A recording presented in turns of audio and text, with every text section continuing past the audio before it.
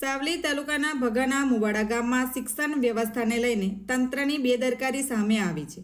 ગામમાં ધોરણ 1 થી 5ના બાળકો માટે શાળા ભવનની સુવિધા ન હોવાથી બાળકોને નદી કિનારે મંદિરના શેડ નીચે બેસીને અભ્યાસ કરવાની ફરજ પડી રહી છે। ધોરણ 1 થી 5ના બાળકોને ભણાવવા માટે માત્ર 2 શિક્ષકો છે। બીજી તરફ આંગણવાડીના આશરે 25 બાળકોને પણ દૂધની ડેરીમાં બેસાડીને ભણાવવામાં આવી રહ્યા છે। બંને સ્થળે વીજળી પંખા સહિતની મૂળભૂત સુવિધાઓનો પણ અભાવ હોવાનો સ્થાનિકોનો આક્ષેપ છે। મહત્વની વાત એ છે કે શાળાની નવી બિલ્ડિંગ માટે 2 વર્ષ અગાઉ મંજૂરી મળી ગઈ હોવા છતાં હજુ સુધી બિલ્ડિંગ તૈયાર કરવામાં આવ્યું નથી। સરપંચ દ્વારા આ મામલે લાગતા વળગતા તંત્ર સમક્ષ સતત રજૂઆતો કરવામાં આવી હોવા છતાં સંતોષકારક જવાબ મળતો નથી।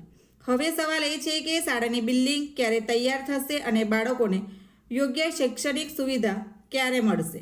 રિપોર્ટર પરેશ પંડ્યા, સાવલી। બાળકોને શાળા આપો, શાળા આપો। અમારા બાળકોને આંગણવાડી કેન્દ્ર આપો, આંગણવાડી આપો। ભગાના મોડા ગ્રામની પ્રાથમિક શાળા અને આંગણવાડી તો છેલ્લા 6-7 વર્ષથી જર્જરિત અવસ્થામાં છે અને પ્રાથમિક શાળા પણ છેલ્લા 1.5 વર્ષથી પાડી દીધેલી છે। હજી સુધી નવીન મકાન બનાવવામાં આવતું નથી।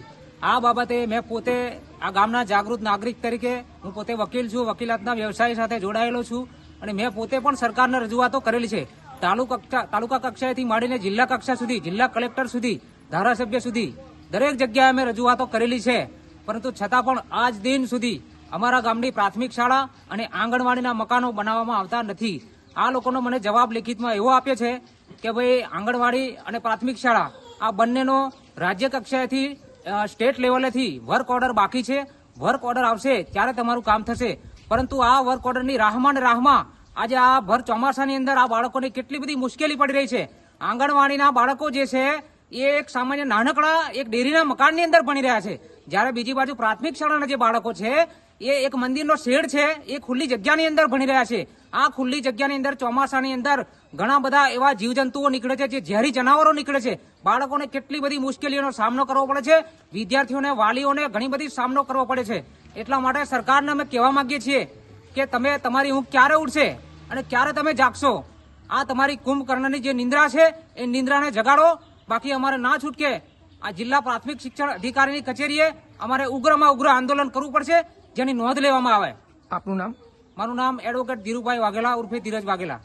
સાવલી તાલુકાના તુલસીપુરા ગ્રામ પંચાયતના ભગનમોડા ગામે છેલ્લા ઘણા વર્ષોથી આંગણવાડી કેન્દ્ર અને પ્રાથમિક શાળા જે જર્જરિત હાલતમાં છે, ડિમોલેશન કરેલી છે। એટલા માટે પ્રાથમિક શાળાના લગભગ 30થી વધારે બાળકો અને આંગણવાડી કેન્દ્રના 25થી વધારે બાળકો એ હાલમાં આટલેગાડી શેડ નીચે બની રહ્યા છે। શેડ ખુલ્લાની અંદર અને બાજુમાં કરણ નદી વહે છે। અમારા બાળકોનું જીવ જોખમમાં છે અને અમારા બાળકોને છત મળે એટલા માટે અમે સરકારશ્રી પાસે વહેલી તકે આંગણવાડી કેન્દ્રનું બાંધકામ ચાલુ થાય અને પ્રાથમિક શાળાનું બાંધકામ ચાલુ થાય તેવી અમે માગણી કરીએ છીએ। છેલ્લા 2 વર્ષથી સરકારશ્રી દ્વારા મંજૂર થઈ ગયા છે ઓરડા, તેમ છતાં પણ ટેન્ડરિંગ થતું નથી। તો ટૂંક સમયમાં જો આ અમારા માંગણી સંતોષાય નહીં તો અમે ગામ લોકો સાથે ઉગ્ર આંદોલન કરીશું અને અમે માંગને સંતોષીશું। અત્યારે બાળકો કઈ બની રહ્યા છે? હાલની અંદર બાળકો હનુમાનજી દાદાના મંદિરે ઓપન જે શેડ માર્યો છે ત્યાં કરણ નદી છે, ત્યાં આગળ બાળકો ભણી રહ્યા છે। લગભગ 30થી વધારે બાળકો છે 1 થી 5 ધોરણના। આપનું નામ? મહેશભાઈ બાબુભાઈ તલાવિયા, સરપંચ શ્રી।